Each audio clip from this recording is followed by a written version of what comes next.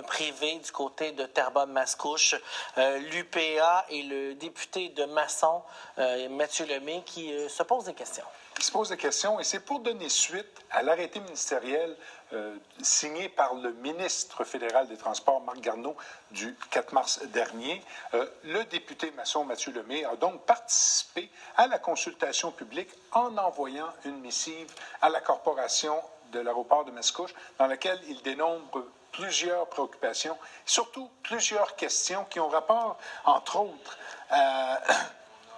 les contraintes naturelles, c'est-à-dire, Simon, les milieux humides, le réseau hydrographique, le couvert forestier. Il se pose des questions quant aux risques environnementaux. Est-ce qu'il y a eu des études d'impact effectuées ou non? Il demande s'il y a un plan de mesures d'urgence qui a été préparé. Il parle également des nuisances et des compensations, ainsi que du respect de la planification métropolitaine du schéma d'aménagement et de la réglementation municipale. Ce que je peux vous dire, c'est que j'ai parlé à l'attaché politique de M. Lemay vendredi et ils n'ont reçu qu'un avis de réception, ce qui est, je dois vous le dire, normal. Je l'ai moi-même fait, écrire à la corporation selon l'avis. Et je sais pertinemment que toutes les préoccupations et toutes les questions qui leur seront acheminées seront envoyées au ministère pour qu'ils puissent prendre une décision. Dans le fond, ils ne prennent pas nécessairement le temps de répondre à toutes ces questions-là, prennent acte, dans le fond, des courriels qu'ils reçoivent, les mettent dans un livre, en quelque sorte, et qui sera maintenant acheminé après au ministre. Exactement. Ils vont les trier, ils vont les mettre ensemble. Mais ils ne se donnent pas la responsabilité de répondre. Sauf avis de réception prouvant qu'ils ont reçu. Ils ont bien reçu. Et voilà. Et après la CMM, la Ville de Terrebonne, de nombreux citoyens, c'est au tour de l'UPA, l'Assomption-Limoulins, de s'opposer au projet suite à un communiqué de presse envoyé par M. Stéphane Sansfaçon, président du syndicat local de l'Union des producteurs agricole, dans lequel il dit que si ce projet est mis de l'avant, ça viendra saccager un territoire en zone agricole. Rappelez que l'une des deux pistes, c'est-à-dire nord-sud, sera, si elle est aménagée, dans une zone agricole. Il parle également des cours d'eau, des milieux humides, dont des marécages.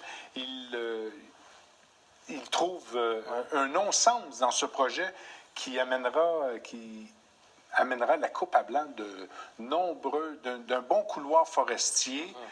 Il demande, évidemment, il invite tous les citoyens d'aller sur le site de la Ville de Terrebonne et de signer la pétition. Elle a été mise en ligne il y a une dizaine de jours. On parle de plus de 1300 personnes au moment où on se parle qui ont signé cette pétition-là. Exactement. Il faut rappeler que l'avis de convocation, en fait, l'avis de consultation publique n'a été envoyé qu'à un petit groupe de parties intéressées, dont fait partie la Ville de Terrebonne, la Ville de Mascouche et quelques propriétaires adjacents au nouveau mais tel que le demandait aussi, il faut le dire, l'arrêté ministériel. Exactement. Or, on verra, ça va être un projet à suivre.